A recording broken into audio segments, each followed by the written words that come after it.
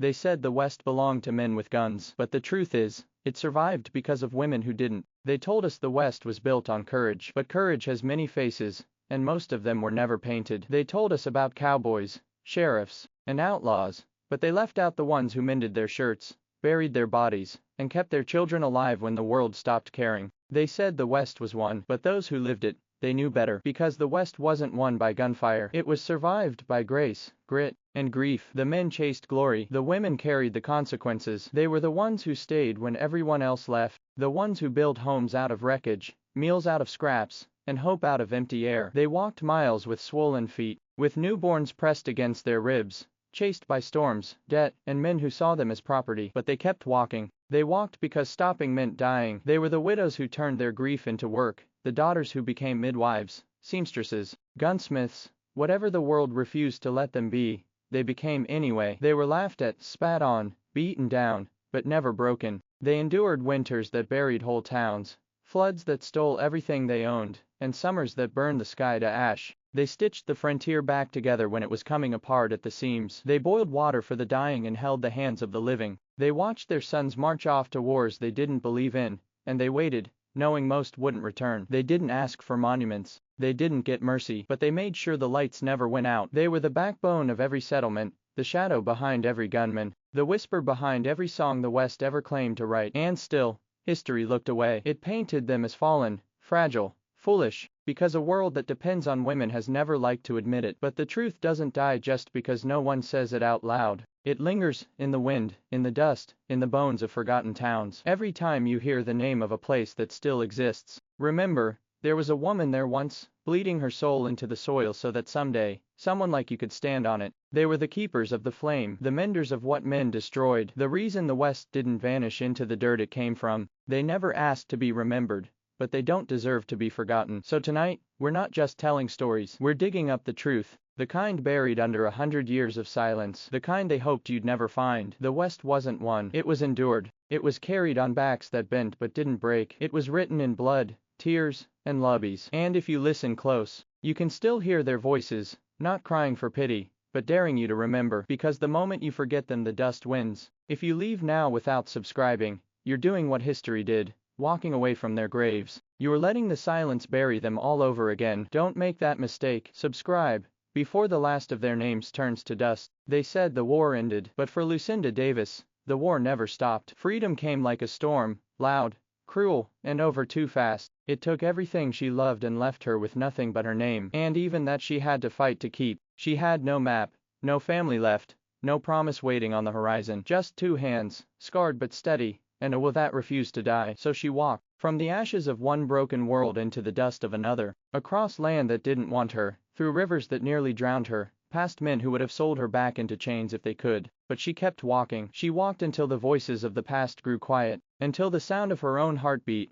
became the only proof she was still alive, until she reached a stretch of earth no one claimed, no one wanted, no one saw value in. That's where she stopped, and that's where she began again. There was no welcome, no mercy, no help. The soil was hard as stone, the nights were long, and the wind spoke in a language of loss. But Lucinda was fluent in loss. She'd been speaking it all her life. The first thing she did wasn't to rest, it was to dig, because the war had left bodies behind, men, women, children, strangers she never met, and she couldn't bear to let them rot unburied. So she dug graves by day, and by night she whispered their names into the earth, names she never knew, but spoke anyway, because the dead deserved to be remembered, even if the living didn't care. When her hands blistered, she wrapped them in cloth. When her strength gave out, she rested her head against the dirt and prayed. And when the sun rose, she planted seeds beside every grave, beans, corn, roots, anything that would take, so that life and death could grow side by side, because in Lucinda's world, one always fed the other. When the rain came,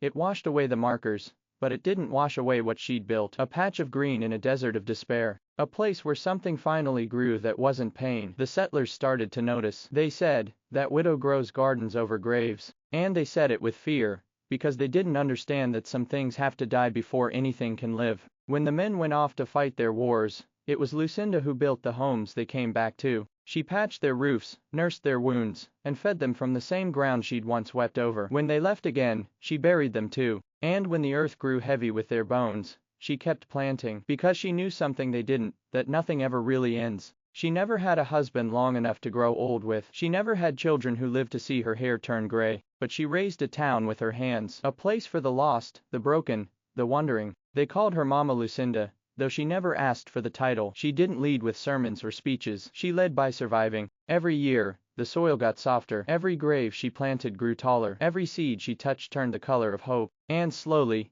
the same people who once looked through her began to depend on her. She'd give away the last of her food, the last drop of her water, the last spark of her fire, and somehow, she never ran out. She saw nations rise and fall. She saw governments promise freedom, then chain it again in new ways. She saw men ride through her land shouting about law and progress, and she smiled, because she'd seen it all before. She knew what they didn't. That power fades, but those who endure quietly outlast them all. Lucinda lived long enough to see children born free, but she also lived long enough to see how fragile freedom really was. She died in the same place she built, a small house with no paint, a garden full of graves. And when she was gone, the wind carried her story into the dirt, just another whisper among the forgotten. But the land didn't forget, it never does. Every blade of grass that grows there now is her resurrection. Every seed that breaks the ground is her voice saying, I am still here. Lucinda Davis didn't win the West. She outlasted it. She didn't conquer the world. She endured it. And in doing so, she became something stronger than any conqueror, a survivor the earth itself remembers. Because survival isn't quiet, it's the loudest form of defiance there is. And if you listen close,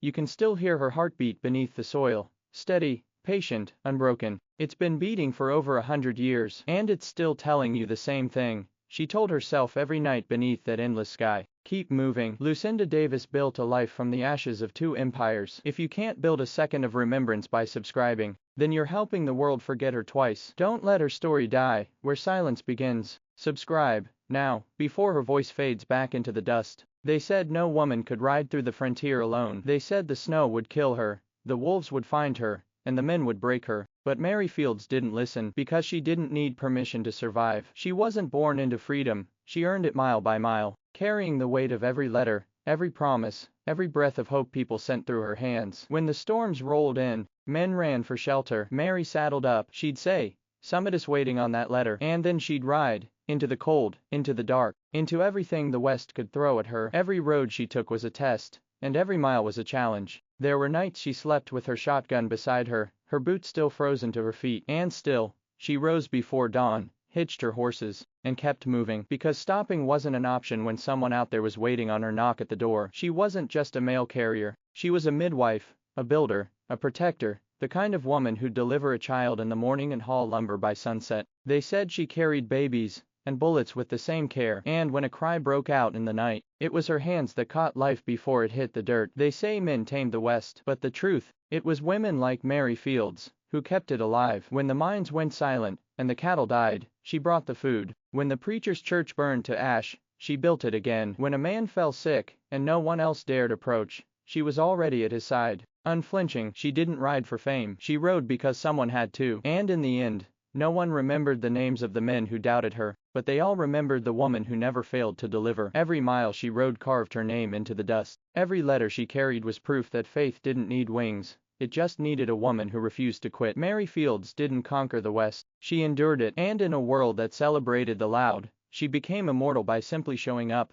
again and again. When she walked into town, men stopped talking. When she spoke, they listened. Not because she demanded respect, but because she had earned it with every bruise, every frostbite scar, every mile survived. And still, history buried her under the same silence it gave every woman who built more than she was allowed to dream. No statues, no songs, just dust and memory. But her story still rides, through every storm, through every woman who refuses to be forgotten. She rode through blizzards to deliver hope. You can ride through one click to honor her. Don't make courage one-sided. If you scroll past, you're letting silence win. She carried letters through bullets and frost. All you have to carry is a moment of remembrance. Subscribe before her story freezes over again. They called her Etta Place. At least, that's the name history allowed her to keep. The rest, the truth, was buried with the men who thought they owned her story. She rode with legends, Butch Cassidy, the Sundance Kid, names carved into the myth of the West. But Etta, she was never their shadow. She was the silence between their gunshots. The reason they kept riding,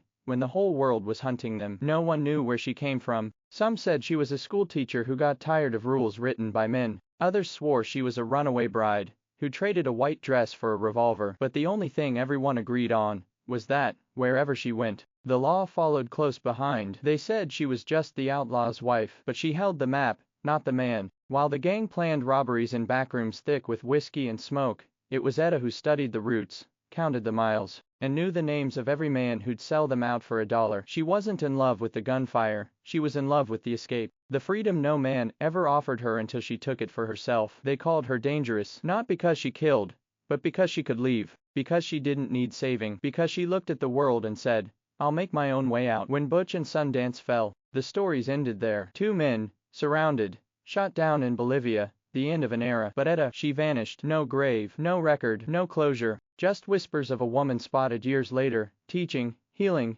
living under another name. A ghost with breath in her lungs, and fire in her eyes. She didn't die in a shootout. She didn't fade into the background of their legend. She walked away while the smoke was still rising. Because sometimes the bravest thing you can do in a world obsessed with endings is refuse to give them one. They said love made her reckless, but love, in the West, was never soft. It was survival with a heartbeat. It was looking death in the face and saying, "Not today." It was holding a bleeding man one night and a gun the next, and knowing neither made you less human. It outlived every man she ever rode with, and that's why they erased her. Because history has always been kinder to martyrs than to women who live. They called her a shadow because they couldn't stand the truth that she was the light that escaped. And maybe she's still out there, somewhere beyond the mountains, beyond the graves, beyond the stories told by men who never knew her. A woman who refused to end on anyone else's terms. Because that's the thing about ghosts like Etta Place, they never stay buried. They just wait for someone brave enough to speak their name again.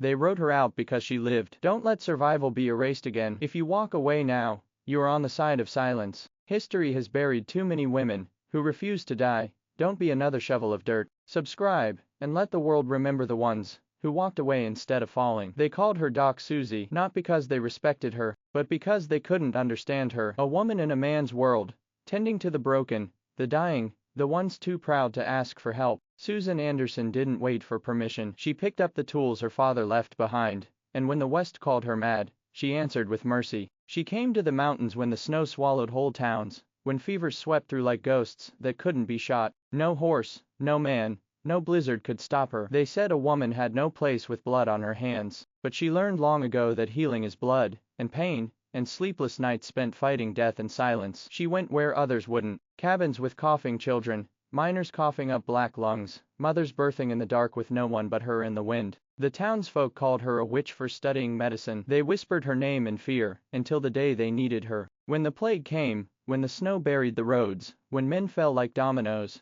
she was the one who stood. Not because she was fearless, but because she was tired of watching people die alone. She boiled her water, stitched her bandages, whispered prayers between screams, and every time she saved a life, the whispers changed from witch to doctor, from outsider to angel in the storm. But she wasn't looking for titles. She was looking for something to believe in after the world had taken everything else. Her father's death, her own sickness, the silence that followed her wherever she went. Still, she stayed. Through droughts, through blizzards, through heartbreaks she never spoke of. Because some people fight wars with guns, she fought hers with bandages and stubborn hope. They said the frontier made monsters out of men, but it made something rarer out of her, a woman who turned the desert into a place where life could start again. She didn't just treat the sick, she defied the sickness of apathy, the kind that made people look away when others were dying. She reminded them that mercy was strength, and kindness was rebellion. When men spoke of heroes, they mentioned sheriffs and gunmen, but when the night fell and the fevers rose, it wasn't those men they called for. It was her, always her. Doc Susie never left a mark on the wanted posters, but she carved her name into something stronger. The pulse of every person who walked away from death because she refused to rest. And when they buried her years later, they said the town died a little too. Because when she left, so did its heart. They called her Sally Skull, a name that carried more fear than most outlaws could ever earn. She didn't build her reputation on words. She built it on the sound of a revolver's hammer, the crack of a whip, and the silence that followed when men realized she wasn't bluffing. She traded horses, outshot most men she met, and rode alone because trust was a luxury the frontier couldn't afford. Her husband disappeared one night. They said she killed him. She never denied it. She never explained. She just smiled, that same cold, knowing smile, and kept riding. The story went that she caught him with another woman. Another said he hit her one too many times. But the truth rode with her, buried beneath the dust, and no man was brave enough to dig it up. The West was full of widows, but Sally Skull wasn't one of them by chance. She chose her own freedom, and if that meant the world saw her as dangerous, so be it. She'd rather be feared than pitied. She wore a man's clothes, carried 2 pistols at her waist, and rode faster than most soldiers. When a man laughed at her once, she bet him she could outshoot him. He took the bet. She took his money and his pride. But there was something deeper behind that fire, a kind of quiet rage that no bullet could fix. The kind that comes when the world tries to cage you, and you realize no one's coming to save you, so you save yourself. Every horse she traded, every deal she made, every time she spat in the face of those who said, "Women can't," she was carving her name into a history that wanted her gone. They said Sally Skull was mean. No, she was done being small. They said she was violent. No, she was tired of being hurt. They said she was unladylike. No, she was free. And freedom, in a land ruled by guns and men, was the most dangerous weapon of all. No one ever proved she killed her husband. No one ever proved she didn't, because no one dared ask. And Sally, she didn't owe them the truth. She just kept living, kept writing, kept existing in a world that never knew what to do with a woman who couldn't be controlled. They called her the Gunsmoke Widow, not because of what she lost, but because of what she refused to lose again: her dignity, her silence, her soul. When men died in duels, they got songs. When she lived, she got rumors. And that's how you know she won. Because surviving in the West wasn't about justice. It was about deciding who you'd become after the smoke cleared. And Sally Skull decided she'd be the one still standing. Sally Skull never asked permission to exist. She didn't wait for approval. She didn't need a man to say her name. If you need permission to subscribe, ask yourself, who's holding your rope? She broke hers a long time ago. Don't scroll past and tie another knot of silence. Click, and let her story ride again.